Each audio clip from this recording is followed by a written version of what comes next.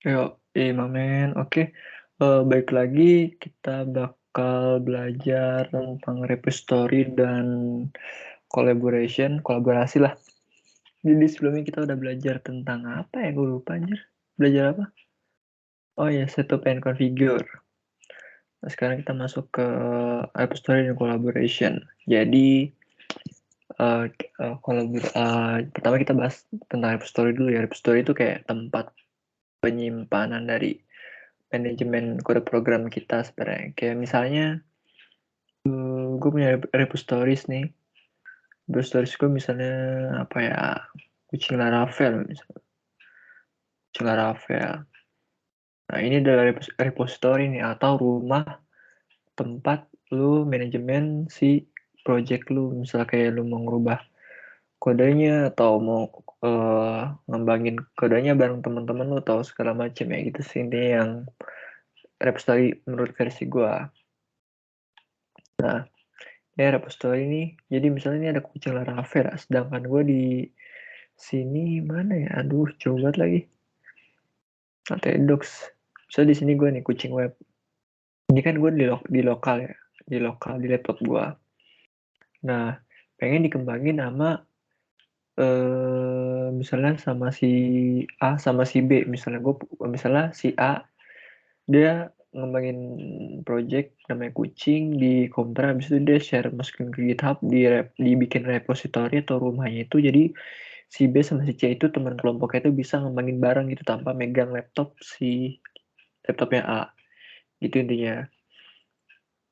Jadi di sini adalah repository atau rumah dari manajemen projectnya, dan di sini bisa kalian lihat isunya. Mungkin kalau ada masalah bisa didiskusi di sini atau request kalau misal seandainya orang orang lain selain tim kita ingin kontribusi pengembangan dari project tersebut. Ini gue belum pernah make wiki ini, kayak semacam dokumentasi dari project lu security, mungkin kayak pengecekan kali ya, pengecekan dari project lu kita ada security passnya mungkin dari serangan-serangan entahlah ya. Ini mungkin menurut gue mungkin security dari projectnya sih kayak notifikasi jika ada dependensi yang vulner atau ada celah atau yang bisa dijebol atau dihack, ya itulah intinya. Ada kode scanning alerts, jadi misalnya dia nggak deteksi otomatis jika ada vulnernya atau celah dan uh, kode yang error ya gitu sih intinya. Security kayak semacam bukan plugin ya, tapi kayak tools dari si GitHub sendiri. Di sini ada settings buat ngatur-ngatur, kita mau ngatur kolaborasi, branch-nya, akarnya, tag-nya, action, webhook, segala macam ya, yang mau kita kembangin repository-nya. Jadi gitu sih. Oke. Di sini kalau kita lihat di sini ada tentang web story-nya gimana, kayak deskripsinya apa, situsnya apa jika ini project web atau mungkin bukan overview sih, jadi jatuhnya kayak semacam demo dari aplikasi tersebut atau project tersebut. Di sini tag-nya kita ngasih tag kalau repository ini dia pakai Laravel, Google, CRUD, login, RESTful API segala macam. Di sini watching package, di sini bahasa yang digunain dalam pembuatan project tersebut yang di repository kucing Laravel. Jadi PHP, Blade, Shell, ya gitulah intinya. Oke, di sini Redmi ya semacam dokumentasi gitu sih. Ya, dokumentasi rich text. Jadi lu bisa naruh gambar, bisa naruh kayak tulisan, link segala macam, rich text lah intinya. Rich text. Oke, di sini kita bisa lihat commit.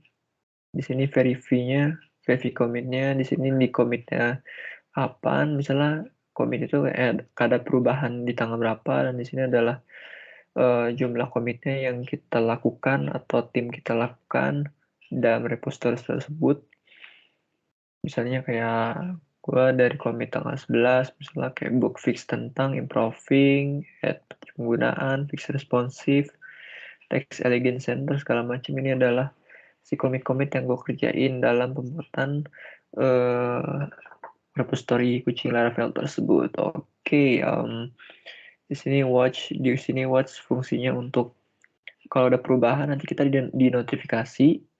Kalau fork itu dia misalnya contoh ada orang lain nih, terus nge-forking si kucing Laravel, berarti nanti repository ini nanti ke clone ke dalam si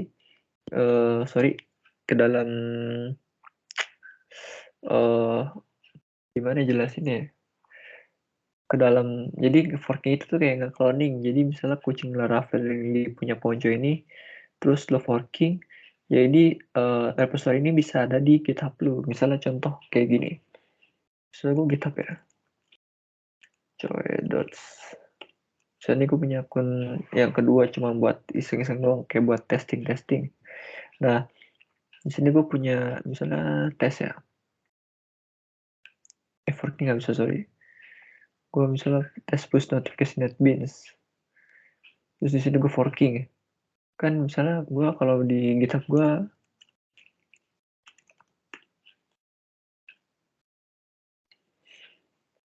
ntar koneksi gue dulu kacau balau.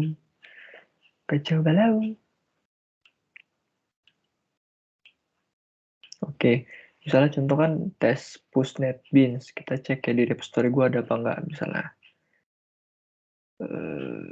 Di sini kita tulis tes push, kan kosong ya. Ini kosong karena nggak ada sama sekali. Ini terus habis itu go fork nih, go fork jebret kan kesini ke Ponco. Dia nge-forking, jadi dia nge-cloning nih. Nge-cloning masuk ke dalam repository-nya Ponco. Masuk dan akhirnya masuk nih Ponco nih. Tapi logonya lagu forking, forked gitu. Jadi ini forked gitu. Terus kita searching, nah muncul kan nih. Ini padahal punya codots, tapi bisa muncul di GitHub gue. Jadi kayak ibaratkan kayak cloning gitu loh. Kalau cloning kayak ya cloning gitulah. Biasanya sih forking ini kalau lu mungkin penggunaan pull request kali ya, atau mungkin ya bisa jadi sih, bisa jadi pull request nanti di merge. Oke, ini tentang forking. Kalau lu pengen ngelepas si forking, lu bisa pakai ya di unforking aja nanti, atau enggak iya unforking kan ya, kalau nggak unforking di data story. Oh ya benar-benar di data story berarti. Nah, cara delete repository-nya, lu bisa klik ini repository yang lu mau, lu ke settings, lu paling bawah, pertama lu masuk ke general, terus paling bawah, terus delete repository, bisa ada transfer ownership, transfer kepemilikan, lu bisa transfer misalnya project ini bisa punya gue bisa gue jual atau gue transfer repository-nya atau kode programnya ke orang lain, ini ditransfer atau gue di archive. Kalau archive ini berarti repository ini cuma bisa dibaca doang, download bisa tapi cuma bisa dibaca. Kalau misalnya ada orang lain pengen nambahin fitur di project lo, dia nggak bisa karena cuma bisa dibaca doang. Ini di archive. Kalau di delete ya dihapus repository-nya. Nah, cara ngapusnya, lu tinggal ketikin ini aja nih, lu paste, lu copy ini, terus lu paste. Oke, lu terima konsekuensi delete repository ini. Oke, lu delete, udah hilang. Masukin password lu. Oke, langsung hilang kan. Refresh this fully. Ya, udah berhasil lah ini, berhasil delete. Oke, jadi itu tentang repository. Sekarang kita, gimana cara kita bikin repository baru. Jadi kalian kalau mau tambah atau bebas di mana aja, terus kalian tinggal pencet logo tambah ini, yang plus, new repository. Nah, repository misalnya contoh tes doang. Jadi nama repository-nya apa, deskripsinya apa, kita bisa ngeset public atau private. Kalau public ini orang lain bisa lihat. Kalau private ini cuma bisa lu doang atau orang yang di dalam kolaborasi lo bisa lihat. Jadi lu atau tim lu lah yang bisa ngeliat, tapi orang lain di luar itu nggak bisa lihat. Ya itu intinya. Ini bisa nambahin readme atau text rich text-nya, bisa tambahin git ignore. Jadi git ignore ini fungsinya buat ngasih rules atau aturan di mana dia tuh ngasih misalnya contoh ada dua file A, file B. Nah di git ignore ini gue pengen ngasih rule di git ignore file A, berarti jadi pas kita commit dan kita push si file A ini nggak masuk ke dalam repository, jadi tetap di lokal gitu. Jadi nggak keangkut ke dalam GitHub si repository tersebut. Terus choose lisensi ini untuk kayak lu ngasih lisensi apa sih, kayak ini gue nggak tahu, lu bisa searching sendiri ya maksud dari lisensi ini. Jadi kayak ketika orang ini pengen make project lu, misalnya kan ada namanya open source library ya. Jadi misalnya lu ngembangin aplikasi nih, terus tapi lu ngambil library orang atau project orang, lu implementasi ke project lu. Nah, itu bisa ada lisensinya sih biasanya. Mungkin ada lisensi yang kita harus cantumin namanya dia, atau mungkin ya gitulah, pokoknya banyak lah ini tentang lisensi. Terus kita bisa create repository. Jadi kita nge-create repository baru nih. Nah, di sini nanti ada petunjuk untuk pembuatan repository baru dalam command line tools di Visual Studio Code, Xcode, atau IntelliJ, atau di Analysis Studio, atau kita bisa nge-push atau ada segala macam, atau import code. Nah, udah sih. Kalau misalnya pakai command tools juga bisa. Kalau lu pengen import code juga bisa. Kalau import code paling lu cuman ngambil dari repository lama lo, kayak misalnya dari Bitbucket atau nggak dari GitLab. Nah, lo mau import ke GitHub bisa kayak gitu, nanti tinggal masukin aja nanti semacam SWN atau mungkin .git atau segala macam lah pokoknya.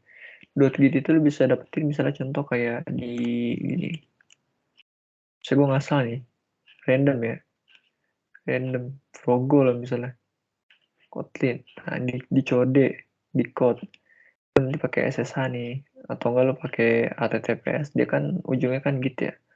Lu copy aja nanti, terus nanti lu paste di sini, tapi jangan GitHub, misalnya kayak Bitbucket atau uh, GitLab atau segala macam, intinya yang support dengan yang bisa di-clone lah intinya gitulah.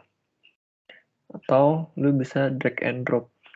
Kalau drag and drop sendiri, nah ini creating new files atau uploading existing files. Kalau uploading ini ya udah tinggal misalnya upload foto ini nih, kucing, ya udah bisa aja misalnya adverse foto kucing, di ini commit message-nya apa, terus di commit changes. Oke.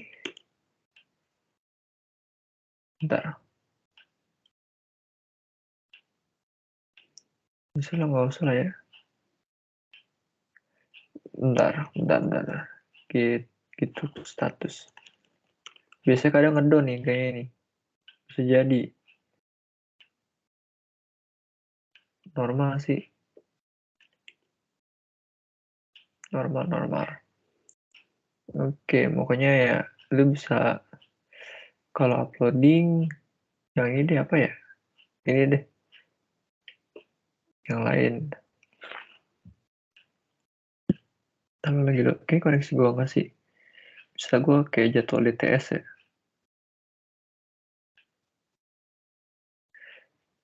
DTS nih udah diupload, terus gue tambahin jadwal DTS, jangan tes ya deh. Terus commit changes, dia nge-processing, oh berarti gambar nggak bisa. Nah, ini masuk nih berarti. Foto kucing sama jadwal DTS nih masuk. Ini kalau kita pakai cara manual.